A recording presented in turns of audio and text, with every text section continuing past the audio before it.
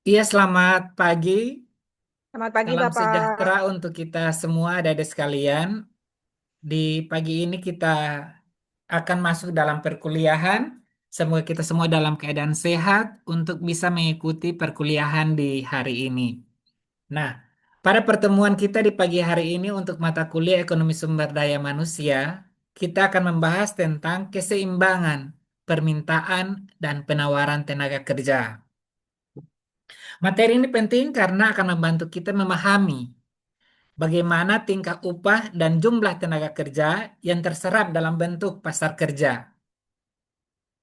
Nah, melalui materi ini, kita diharapkan untuk bisa melihat hubungan antara keputusan perusahaan dalam menggunakan tenaga kerja dan keputusan masyarakat dalam menawarkan tenaga kerjanya kepada pihak perusahaan.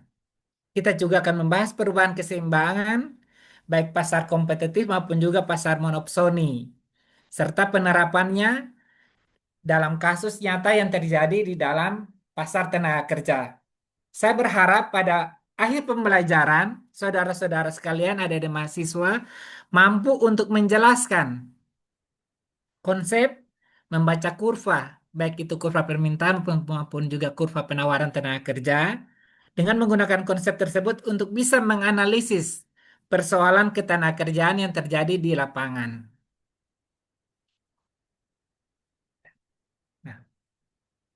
Nah, kita akan melihat bagaimana itu identitas perkuliahan kita di pagi hari ini, mata kuliah Ekonomi Sumber Daya Manusia. Kita masuk dalam pertemuan ketujuh dengan alokasi waktu 3 kali 50 menit dengan model pembelajaran adalah Project Basic Learning.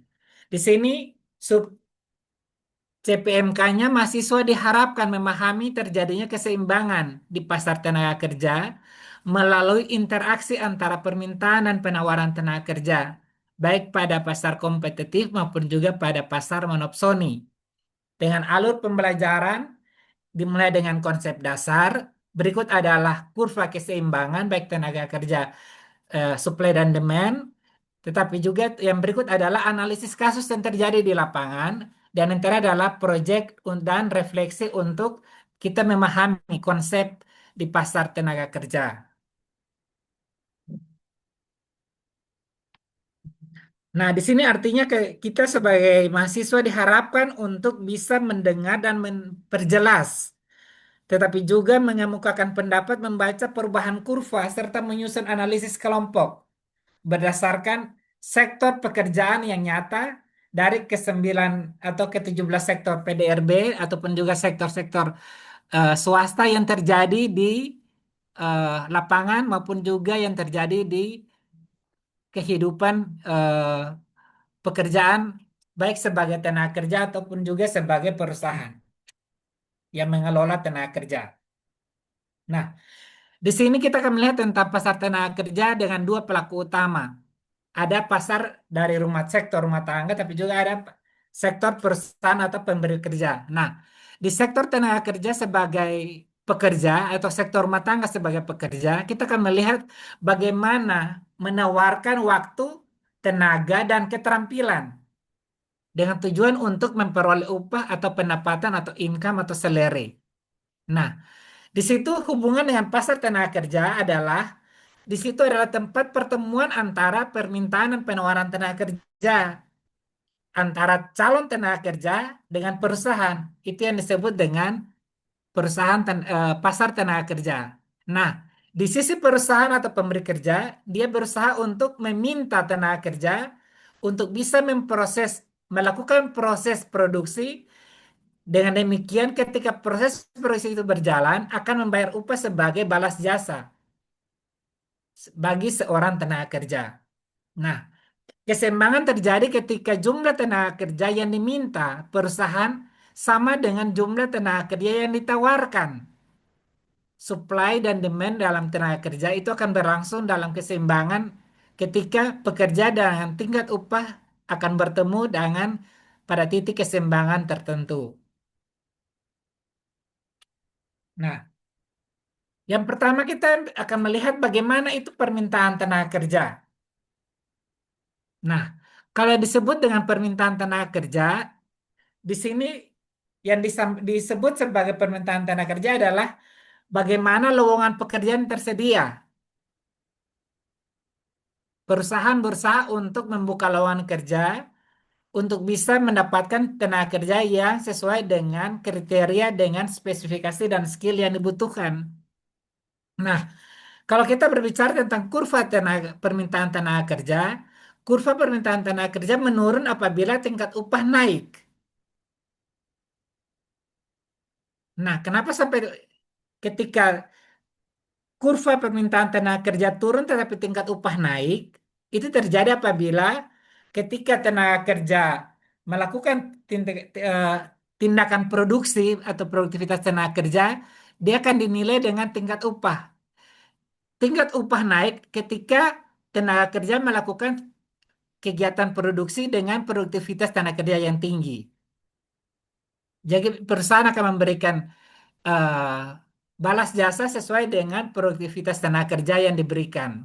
Nah, selain upah, permintaan tenaga kerja juga dipengaruhi oleh produktivitas tenaga kerja, teknologi, permintaan terhadap produk perusahaan yang ditawarkan di pasar tenaga kerja. Hubungan negatif antara upah dan tenaga kerja bisa dilihat pada slide kurva yang digambarkan pada kesempatan ini. Nah, itu tadi kita melihat tentang permintaan tenaga kerja. Nah, yang berikut adalah penawaran tenaga kerja. Nah, di sini penawaran tenaga kerja itu adalah berapa besar tenaga kerja berusaha untuk bersaing dalam kompetitif untuk mendapatkan lowongan pekerjaan tersedia. Nah, kurva penawaran tenaga kerja cenderung naik ketika upah itu meningkat. Kenapa upah meningkat? Tenaga kerja punya penawarannya naik karena semua ingin bekerja dengan tingkat upah yang tinggi. Tidak mungkin kan kita akan bekerja dengan tingkat upah yang rendah, sementara kita punya produktivitas tenaga kerja tinggi. Itu. Nah, faktor-faktor yang mempengaruhi penawaran tenaga kerja antara lain pendidikan, keterampilan atau skill, kondisi keluarga, kondisi ekonomi keluarga yang melemah berarti dia membutuhkan pendapatan untuk membiayai kebutuhan hidup. Nah, di situ ada juga pilihan antara waktu dan kesempatan untuk bisa memproduksikan barang dan jasa. Nah, ilustrasi itu akan menggambarkan hubungan positif antara upah dan tenaga kerja yang ditawarkan di pasar tenaga kerja.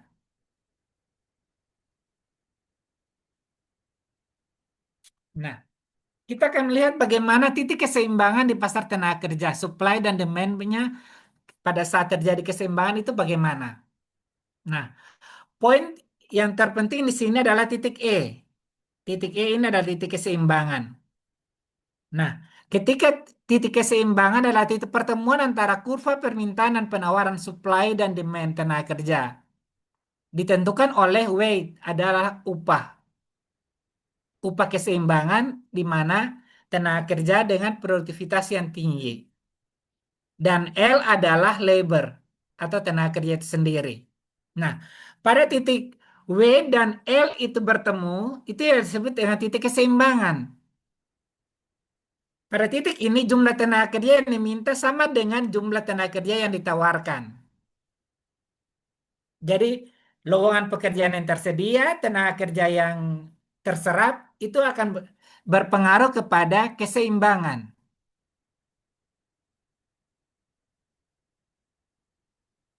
Nah, yang berikut ketika kita melihat ketika upah berada di atas titik keseimbangan, apa yang terjadi? Nah, ketika upah berada di atas titik keseimbangan seperti begini, kita akan melihat dampaknya apa? Lebih banyak orang ingin bekerja. Lowongan kerja yang tersedia sedikit tetapi peminatnya cukup banyak. Orang yang berminat atau orang yang melamar pekerjaan banyak. Tetapi jumlah kuota yang diterima semakin sedikit. Nah, di situ perusahaan berusaha untuk mengurangi permintaan tenaga kerja dengan cara meningkatkan biaya tenaga kerja. Biaya tenaga kerja adalah upah. Nah, ketika muncul kelebihan penawaran tenaga kerja, dampak dan dalam praktik adalah dia akan memunculkan terjadinya pengangguran, invisible hand, pengangguran tak kentara, orang-orang yang hidup tetapi tidak punya pekerjaan. Nah, ketika orang menganggur berarti orang tidak memiliki pekerjaan, atau orang menganggur orang mendapat pekerjaan. Menurut kalian bagaimana?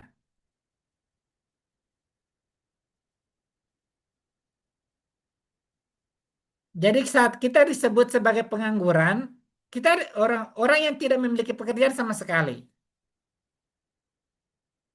Perusahaan belum bisa merekrut kita sebagai tenaga kerja, mungkin karena alasan skill, alasan pengalaman, alasan tingkat pendidikan yang belum memenuhi standar untuk bisa diterima sebagai tenaga kerja pada perusahaan di mana kita membutuhkan atau kita melamar untuk menjadi seorang tenaga kerja.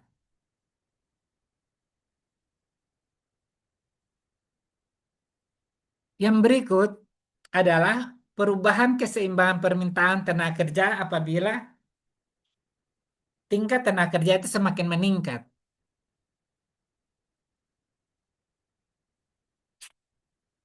Ketika permintaan terjadi perubahan, itu akan terjadi ketika kita melihat tingkat upah dengan jumlah tenaga kerja.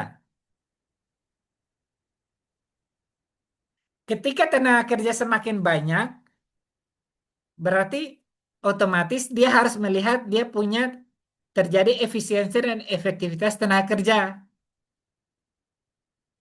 Nah, ketika hal itu terjadi, ketika permintaan tenaga kerja naik, penawaran tenaga kerja akan menurun. Nah, ketika tenaga, tenaga kerja yang dibutuhkan dia naik, sementara salary ataupun pendapatan ataupun income itu tidak memenuhi standar, apa yang harus dilakukan? Ada tindakan efisiensi ataupun pengurangan tenaga kerja. Nah, ketika permintaan tenaga kerja dia meningkat, kita akan melihat juga permintaan produk, output yang dihasilkan oleh sebuah perusahaan, apakah dia bisa memenuhi kuota ataupun kebutuhan pasar. Yang berikut, apabila produktivitas membaik, berarti kehidupan tenaga kerja akan semakin, pola hidup tenaga kerja ataupun kesejahteraan tenaga kerja akan meningkat. Nah, yang berikut adalah perkembangan teknologi. Teknologi mempengaruhi dunia pasar kerja. Karena apa? Semakin banyak mempergunakan teknologi, tenaga kerja semakin berkurang. Nah, ya, faktor yang berikut adalah faktor ekspansi atau perluasan usaha.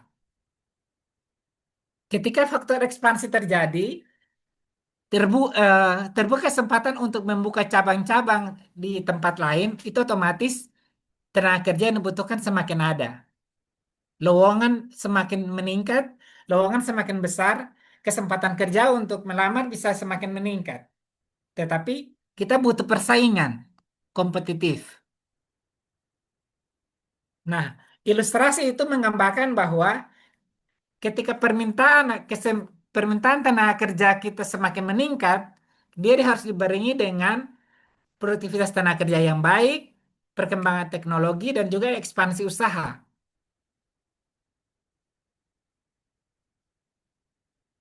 Nah, yang berikut apa yang kita terjadi, apa yang akan terjadi ketika pasar kompetitif dan pasar monopsoni.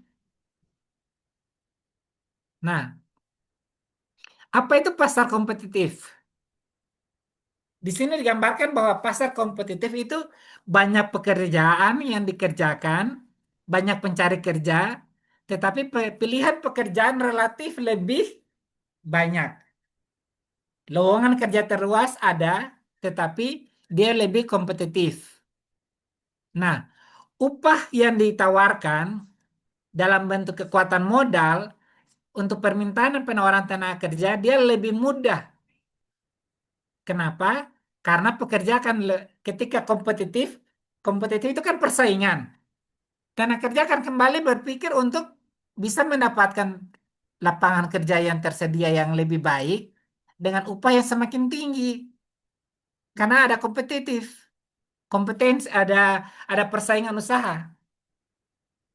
Nah, itu untuk pasar kompetitif. Nah, sementara pasar monopsoni itu hanya ada satu atau beberapa pemberi pekerja dengan pekerjaan yang dominan. Pilihan kerja masyarakat terbatas karena hanya ada satu atau lebih, tidak banyak di pasar monopsoni. Nah, perusahaan akan berusaha memiliki kekuatan untuk lebih besar dalam menentukan upah. Powernya dapat perusahaan. Anda mau kerja silahkan, upahnya segini. Kalau tidak sesuai dengan tingkat upah yang ditawarkan oleh perusahaan, Anda tidak diterima. Nah, posisi tawar menawar antar pekerja dengan perusahaan itu cenderung lebih lemah pada pasar monopsoni. Seperti itu. Jadi, itu ada perbedaan antara pasar kompetitif dengan pasar monopsoni. Pasar kompetitif itu pasar dengan lowongan kerja ataupun kesempatan kerja yang tinggi, yang banyak, yang luas. Sementara pasar monopsoni, pasar dengan jumlah tenaga kerja atau perusahaan yang sedikit, sehingga tenaga kerja harus bersaing untuk mendapatkan pekerjaan yang lebih lemah. Posisi penawaran tenaga kerja cenderung lemah. Nah, kita akan melihat aplikasi kasus yang terjadi di lapangan. Nah, misalnya, sebuah daerah menerima investasi baru di sektor, misalnya sektor pengolahan ataupun perusahaan yang membutuhkan sektor retail atau banyak tenaga kerja yang terampil. Tetapi jumlah tenaga kerja yang terampil yang tersedia masih terbatas. Jumlahnya sedikit. Sementara sektor retail dia membutuhkan tenaga kerja yang banyak. Nah, kita akan melihat ada permintaan tenaga kerja yang naik karena lowongan pekerjaan terbuka banyak. Sektor industri dia membutuhkan tenaga kerja yang banyak. Tetapi di sisi lain, tahap kedua adanya persaingan memperoleh pekerjaan yang meningkat.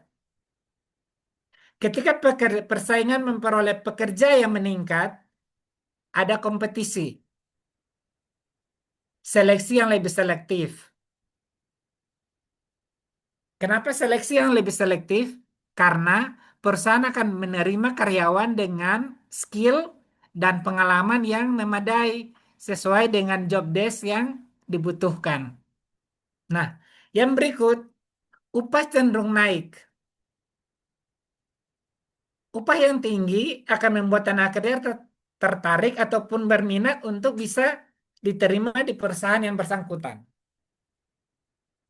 Nah, ketika upah semakin naik, dia berpengaruh akan kembali kepada produktivitas tenaga kerja, akan kembali kepada kualitas tenaga kerja, akan kembali kepada skill tenaga kerja. Karena upah adalah balas jasa dari produktivitas tenaga kerja itu. Nah, yang terakhir adalah kesempatan kerja semakin bertambah. Kenapa kesempatan kerja semakin bertambah? Karena lowongan pekerjaan itu terbuka bagi masyarakat. Nah, terbuka bagi masyarakat, lowongan semakin bertambah, tetapi kita akan kembali kepada kompetisi. Setiap perusahaan memiliki persyaratan khusus untuk bisa diterima sebagai karyawan. Nah, respon yang diperlukan adalah setiap karyawan dibutuhkan pelatihan, ataupun juga bisa bekerja sama-sama dengan kampus ataupun industrial yang lain yang memiliki sertifikat kompetensi dan penyediaan informasi tentang lowongan pekerjaan. Biasa ada disebut dengan bursa tenaga kerja, pasar tenaga kerja di mana eh, ada perusahaan atau pemerintah daerah kabupaten kota yang membuka kesempatan untuk setiap perusahaan bersaing di dalam sebuah eh, kegiatan ataupun bursa tenaga kerja yang tersedia pada suatu tempat yang disediakan oleh yang difasilitasi oleh pemerintah daerah kabupaten kota. Di situ akan terbuka sebanyak mungkin lowongan pekerjaan dari setiap perusahaan ataupun instansi. Semua sektor akan terbuka di situ. Nah, tinggal karyawan yang harus bersaing berkompetisi untuk bisa mendapatkan kesempatan emas itu.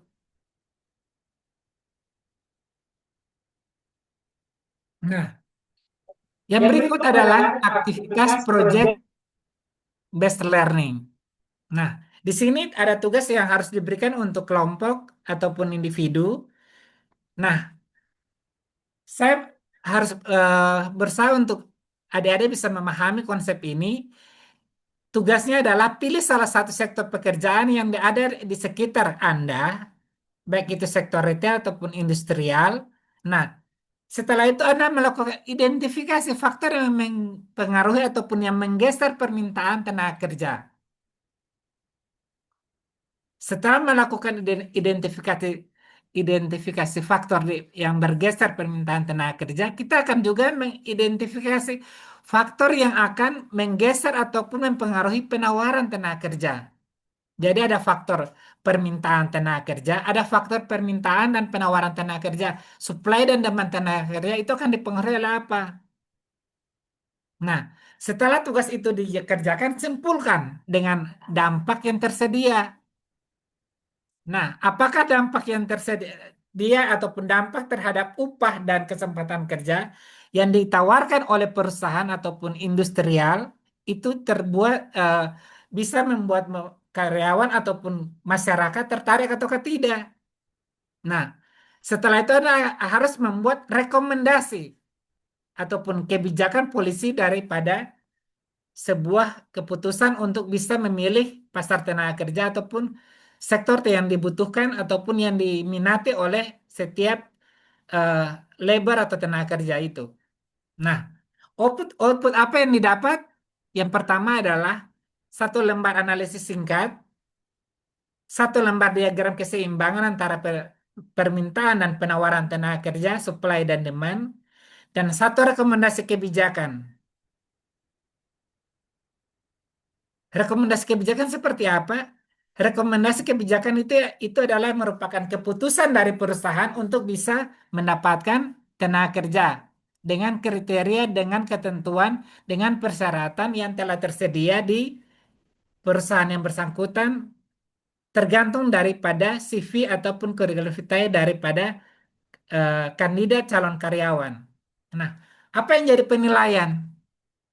Yang jadi penilaian adalah ketepatan konsep, kemampuan membaca kurva, baik itu lebar ataupun kurva tenaga kerja ataupun supply dan demand, ataupun juga kekuatan argumentasi. Sama yang terakhir adalah bagaimana kerjasama antara kelompok.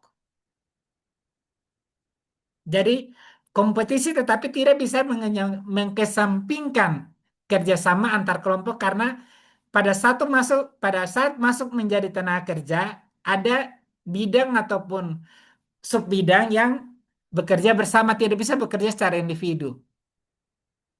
Ada departemen-departemen yang tersedia dan itu di situ lebih dari satu orang yang harus bekerja secara bersama-sama. Nah, pemahaman. Nah, kalau kita melihat kuis pemahaman untuk materi mata kuliah hari ini, yang pertama adalah apa yang apa arti titik E pada pasar tenaga kerja yang tadi keseimbangan supply dan demand. Kira-kira ketika pasar tenaga kerja terjadi keseimbangan, apa yang terjadi? Berarti potongan ataupun kurva itu dia akan bertemu antara supply dan demand. Nah, yang kedua, mengapa kurva permintaan tenaga kerja menurun?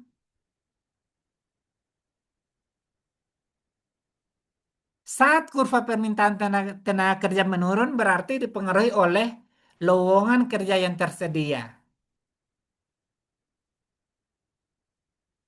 Jumlah tenaga kerjanya banyak, sementara lowongan pekerjaan yang tersedia semakin sedikit. Nah, yang ketiga, apa yang terjadi jika permintaan tenaga kerja meningkat ataupun terjadi ledakan tenaga kerja? Berarti akan terjadi kompetisi.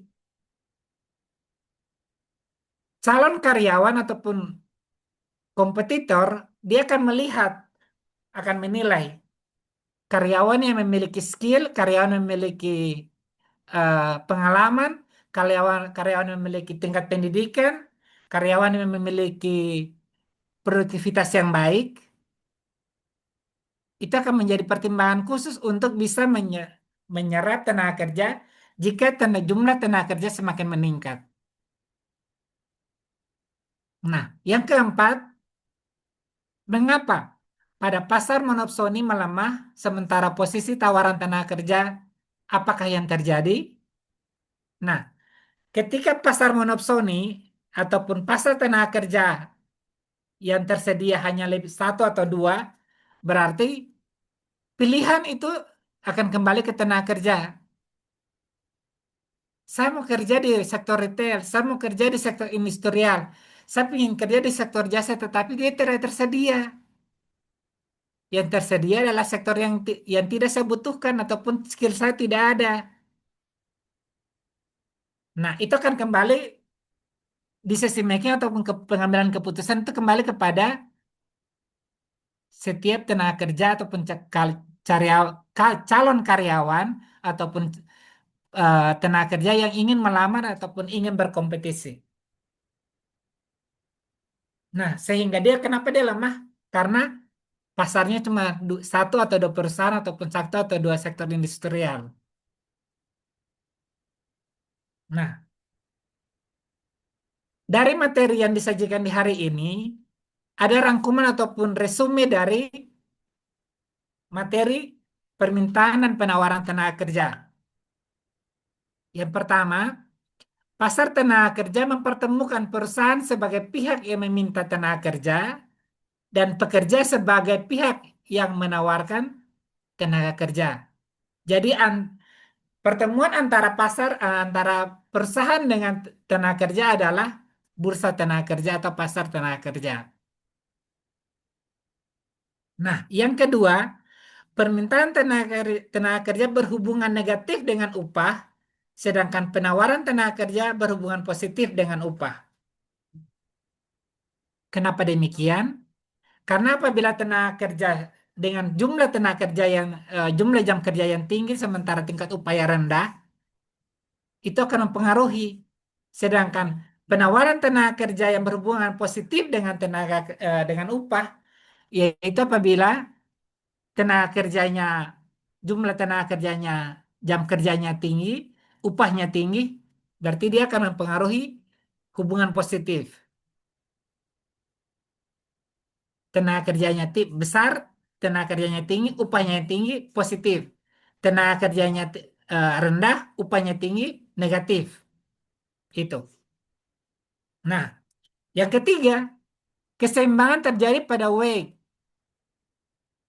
atau upah sebagai salah satu indikator eh, faktor produksi. Faktor dalam menentukan untuk bisa mendapatkan tenaga kerja yang lebih baik, upah. Nah, dia akan upah akan terjadi keseimbangan upah dan labor atau L adalah L itu adalah labor atau tenaga kerja. Sebagai jumlah tenaga kerja adalah terjadi keseimbangan antara upah dengan tenaga kerja, labor dan wage.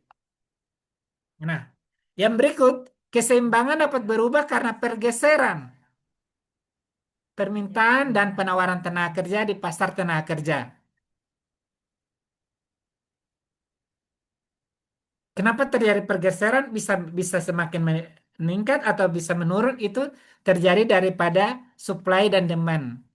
Nah, yang terakhir, struktur pasar kompetitif berbeda dengan pasar monopsoni dalam jumlah pemberi kerja dan pilihan kerja serta kekuatan untuk menentukan upah. Karena pasar kompetitif dia memiliki lebih banyak pasar, sementara pasar monopsoni dia memiliki sedikit perusahaan ataupun sedikit industrial yang menawarkan tenaga kerja. Ya, sampai di situ kira-kira ada yang mau ditanyakan? Ada mungkin ada yang masih belum dipahami atau masih belum mengerti atau ada yang masih ingin ditanyakan? Oke, Bapak, izin. Iya, silahkan. Ini saya mau bertanya, Bapak tolong menjelaskan sedikit tentang apa perbedaan permintaan dan penawaran terhadap tenaga kerja. Iya. Terima kasih.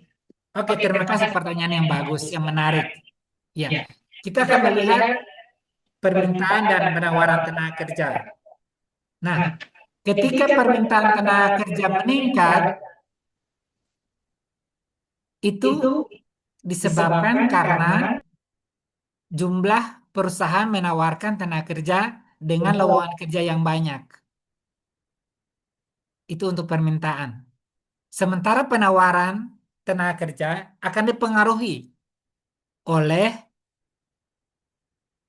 kesempatan sebuah perusahaan untuk bisa mempekerjakan tenaga kerja sesuai dengan kriteria yang telah dilalui ataupun tes ataupun wawancara ataupun seleksi yang dilakukan oleh perusahaan.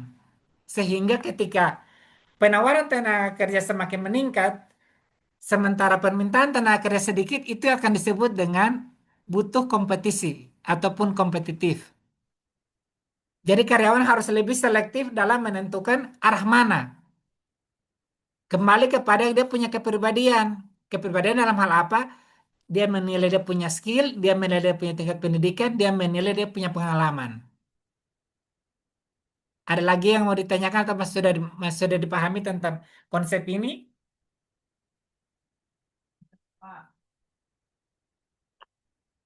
Ada lagi yang mau bertanya?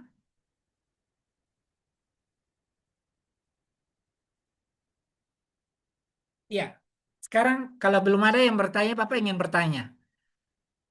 Kalau upah dengan tenaga kerja, kenapa harus berhubungan?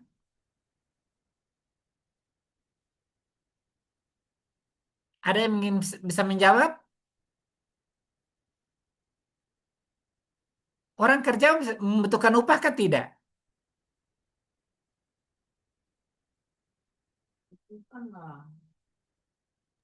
Butuh, Bapak, butuh. Iya, iya, karena orang kerja butuh upah. Ketika dia bekerja dengan jumlah jam kerja yang ditentukan untuk sektor swasta 1 hari 8 jam kerja dengan upah minimum provinsi yang berlaku. Nah, pada saat dia bekerja dengan jumlah 8 jam kerja per hari, berarti dia membutuhkan upah sesuai dengan UMP. Itu yang menyebabkan kenapa sampai upah dengan tenaga kerja dia harus berkesinambungan.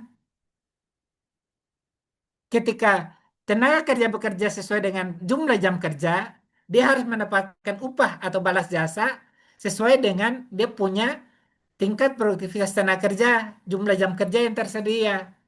Jangan sampai kerja 8 jam, sementara upahnya tidak sesuai dengan harga yang dia eh, keringat ataupun tenaga yang dikeluarkan sebagai seorang tenaga kerja.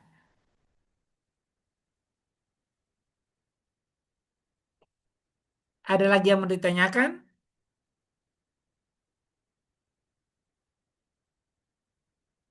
Ya, kalau memang tidak, Bapak rasa cukup dulu. Ada tugas yang akan Bapak berikan untuk kalian. Tugasnya bersifat tugas mandiri. Jadi tugas masing-masing ya, bukan tugas kelompok. Jadi masing-masing carilah satu kasus pasar tenaga kerja dengan jelaskan pengaruhnya terhadap upah serta kesempatan kerja. Jadi entah itu sektor retail, sektor apa namanya, industrial ataupun sektor perdagangan terserah. Tapi harus dia dikaitkan antara pasar tenaga kerja, tingkat upah, dan kesempatan kerja. Tiga indikator ini akan menentukan tugas yang ditentukan oleh Bapak pada hari ini. Dan dia bersifat mandiri. nanti dikumpul pada saat minggu depan kita masuk dalam kuliah yang selanjutnya.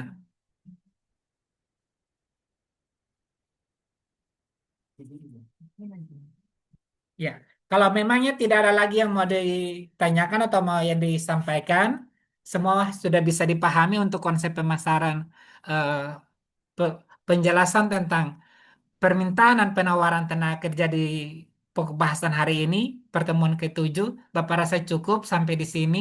Nanti kita akan lanjut lagi untuk pertemuan minggu depan dengan catatan tugas mandiri akan dipresentasikan pada saat minggu depan kita masuk dalam perkuliahan selanjutnya.